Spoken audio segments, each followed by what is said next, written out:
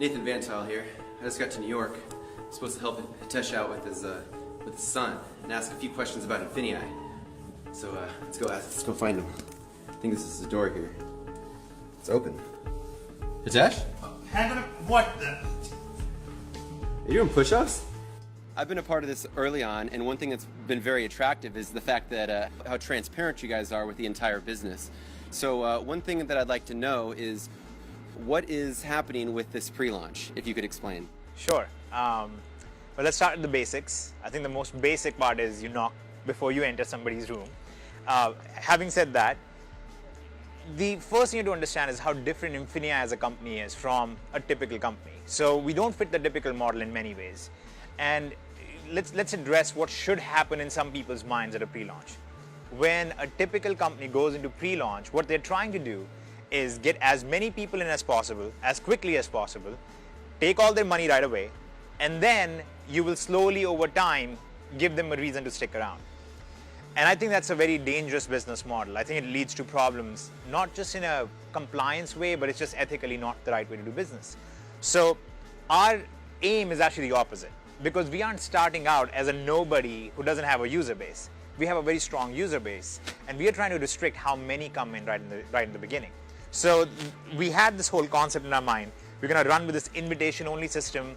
We're going to allow about 1,000 people to come in the first week, and then we'll have about 7,000 to 8,000 people the second week, and then we'll have about 20,000 to 25,000 people the third week, because it's an exponential growth. That kind of went out the water because we went live, and within 4 hours, we hit almost 1,000 people already. And that's kind of one of the things that we're being very strategic about. We don't want to just suddenly blow this out of the way. It's a pre-launch. It's really to give our members a chance to come in, get their teams in, build with their closest friends and things like that. And 1st December is when the whole thing goes live for everyone. So it's a little bit of that. There's obviously a little bit, we have a little bit more caution in the way we do things. We don't just throw something out there and say, everybody pile in and we'll figure out everything else as we go along. It's more of, let's be careful, let's be strategic, let's not accept payments until we know everything is going to be great. And I think that goes to the foundation of it all. We are not a network marketing company, and I said this at our event, we're not a network marketing company with an e-commerce shtick, to kind of make people sign up. We're an e-commerce company, and we use network marketing as a business model, as a distribution channel. And that's the way they were supposed to be done, as opposed to 90% or some of the companies. Don't quote me on 90%, but most of the companies out there. So I think that's really what it is. There's a foundational difference in the business model. So there's a foundational difference in the way the pre-launch is done. And then there will be a foundational difference in the way the launch is done. So what would you recommend for people to do in the meantime until they've gotten their invitation? What they should have been doing since the beginning. Build your e-commerce business, get in contact with people that you want to build a team with, that you want to work with on the network marketing side. For those of you who are not interested in the network marketing side, work on the e-commerce side. Focus on growing your business. Get your listing limits raised, get your products ready to list on Amazon and all that stuff. It's exactly what it should be. Don't run around going, oh no, I didn't get my invite yet. What am I losing out on? You're not going to lose out on anything, because by the time 1st December hits, everybody who is in our database will get an invite one way, shape or form or another. So I think everybody just needs to calm down and realize everything is going according to the plan. And this is how you build a company that is stable and that is safe, instead of just throwing people in there, collecting their money, and then hoping it all works out someday. Mm-hmm. All right, now I bet a bunch of people are really excited about the co-ops. Could you explain a little bit more on what that is and how it can benefit the people? And I know I'm going to get so many questions on it, because that's probably the biggest game changer, even on the e-commerce side alone. So let me walk through it. I think, you should be aware yourself, even of the FBA and how you can bring products in and you can sell them on Amazon. We're taking a slightly different approach, because when we go and see what kind of products are sold on Amazon, most of the products that get tremendous amounts of sales are actually branded products that have a lot of market visibility. Let's say products from different companies that have toys for kids, or companies that are putting out movies and stuff, and they have related paraphernalia. So what we do is we go to those companies, we negotiate deals with them, so we can bring in those branded items. And we have very good track record of how many sales they're going to get. We are able to get very large discounts because we are able to negotiate with the big volumes that we can do and so on. Now, the average person is trying to bring a private label product in and hoping they can get traction on it. What we are doing is going after products that are already selling and just inserting ourselves in the process. And that isn't because of our user base. Our user base is pretty awesome. You're one of them, maybe one of the slightly less awesome parts, thanks to your tax advice. But in general, you are, you're a very awesome part of it. But our user base is so strong and they generate so many more sales compared to the average person on Amazon or eBay and so on. We can go in there and say, hey, listen, we will generate the sales for you, we will drive the sales for you, and our user base gets to benefit from that. On the other side, for the user, now they get to play in the big boys league, if you will, right? They get to play with the branded products. But it's very difficult for the average person to negotiate it and to fund it. So what we do is we go in and say, listen, you can be a part of this as a whole big giant group, and we will run a co-op on this. We will go to the company, and once we have sufficient members who are interested, then we bring the product in, we list it on Amazon, and as it sells, our member can basically get what they would have done manually, they're able to get from this, and that's what they pay the transactional fees for. So essentially, we're providing a service that I think is very much needed for the average user and will help us take down the road of where we are trying to go, which is having our own internal marketplace with our own internal consumer base, which I think should be the aim of any company getting out there. And then next on the list would be the digital. So could you explain a little bit more about INFINii Digital? Sure. So actually, we just did our first beta launch of a product in INFINii Digital landscape, which is the Shopify product. And if you look at the digital products out there, I think it's about very fair to say, and I might be overestimating this even, that 99.9% of the products will never do even 6 figures in gross sales. Okay. So we just put out this first product. We were very careful to not over push it. Okay, we did not bring in outside affiliates. We did all of the things that we do when we're being cautious, and they just grossed over $300,000 in their first week. That's a very, very strong showing. So we know we have something very strong for our digital producers. People who have digital content. I know people like you, there are many people like you who have figured out a unique twist on how to do business better, or know a little bit something about anything. You know a little bit about photography and how to enter people's doors without knocking and showing decent politeness. You could make a course about that kind of stuff and put it out there. And as people purchase it, without you having to manage it, you don't have to manage the payments on it, you don't have to manage affiliates on it, you don't have to manage the tracking on it. The INFINii Digital project basically takes care of all of that for you. And it takes very, very minimal fees. But again, the whole idea is now we are giving our users one more thing that they can do. And see, the idea is the more economic activity you give the average user to do, the better your results are and the better their results are. I see. So where does DSD?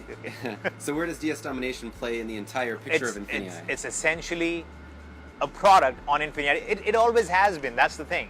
It has been a piece of INFINii Digital since the beginning, but obviously we didn't talk about INFINii Digital because our user base was about e-commerce. Now our user base is way bigger, and we are covering a lot of different things. So we have e-commerce and we have all of these other things as well. So DSD becomes a product on INFINii Digital, just like Shopify product is a product, and parts of Genesis can become products, and so on and so forth. So we're going to have thousands of products on INFINii Digital, and DSD is our strongest and the best-selling 8-figure product on there, which again is a strong showing for INFINii Digital that our first products have done as well as they have. Okay. So where do you see INFINii going a year from today? That is a very difficult question to answer because I'm in a place where I can see what it could be, right? And then you also have the real world projections of this is probably what's going to happen, and so on. So it's hard to say because INFINii is such a massive conglomerate. There are so many different pieces in there. It's safe to say I expect us to be the best business model for the average consumer out there. That's really the aim to begin with. So that's what we want to begin with. That's what we want to achieve. At the same time, I think what we want to do is create a community where everybody can be doing different types of economic activities, but they're all benefiting together. So if you're selling on eBay or Amazon, great. If you're selling digital products, that's great. If you're referring vendors, that's fine. If you're manufacturing your own products, awesome. If you're going to be in the lead generation business or providing marketing consultations or whatever, all of those things will somewhere fit into the INFINii system as a whole, even freelancing in general. So it's hard for me to just look at that and say, oh, here is what's going to happen. And I think people who speak like that typically have limited business experience, and they are the app launchers. They're like, oh, I'm going to launch an app and I'm going to revolutionize the way people eat food, and then nothing happens. So I'm very cautious about projections, but I think we are already the best business model that exists for the average user, and I see us really solidifying that position over the next year or so. Okay.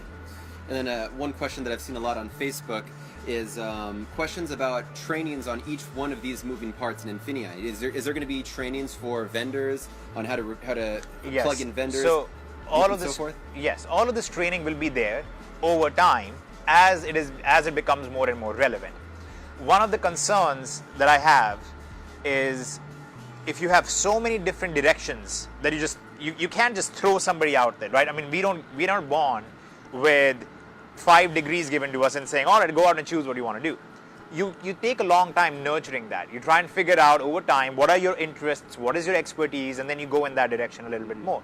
So we're going to release these pieces over time in an individual way. You want to give people a very clear direction on this is the most profitable path for you. This is the strongest showing so far, and give that to them and let them make their decisions with that. So we are not going to, like, the day we go live, we're not going to suddenly have, here's how you go create products for digital, and here's how you freelance, and here's how you refer vendors, and it's going to be very controlled. It's going to be, here's how you sell on eBay and Amazon, here's how you participate in the co-ops, and here's how you participate in the marketplace. Now you have something to begin with. Start solidifying your business. And that is the other thing you have to keep in mind. We are not trying to throw out a bunch of things and see what sticks. What we are trying to do is throw out what we know already works, let people use it, and then complement that over time and let them build up from it over time. Okay. Does that make sense? Yeah. So I guess a lot of people's question is, how do you come up with stuff like this? Like INFINii, like... Okay. Well, that would be like asking, how does a baseball player hit the ball so well? Or it's, we all have our thing that we do. And I used to always say, oh, it's nothing special. It's, anybody could do this. But I've realized over time that there are people who have different skill sets. And one of mine is being a little out there and being slightly weird and making really somewhat uncomfortable jokes about people. And one of those skill sets kind of applies to trying to look at a problem and saying, all right, here is a solution that currently doesn't exist. Because I think the way most business works, and that's a very good thing that most business works like that, most businesses are created to do something better, right? They look at a problem that is already being solved and they say, I can do this better. They build a better mousetrap, if you will. And I like doing that, but one of the things I really like thinking about and I really like doing is, how about building something that doesn't exist yet? And seeing how that will fit in the marketplace and so on. So I think part of it is that. The other reason why I'm able to come up with something like this is the raw data that I get to see. Most people don't get to see the kind of data that I get to see, right? So I'm able to see what users are doing. I can see on a daily basis, this is where $8 million was just generated. This is where $4 million were generated. This is how much effort this took and how much effort that took and how many people are participating in those things. So I'm able to start looking at that and going, okay, so if we move this part from here to here, this is the result we should see. And then you start doing those little experiments. And then over time you go, all right, now we are ready to make it a bigger piece. And that's how you kind of, grow it over time. Mm-hmm. All right, well, this has been very enlightening for many. So I'd like to thank you for your time, and we'll look forward to the next meeting. Absolutely. Yes, and it was great for me too. Thank you. All right, so there you guys have it. We got a lot of questions about INFINii answered that we all wanted to hear. If you guys have any additional questions, go ahead and comment below. If you guys already see a question that you wanted answered, go ahead and just hit the like button on that. Thank you. See you next time.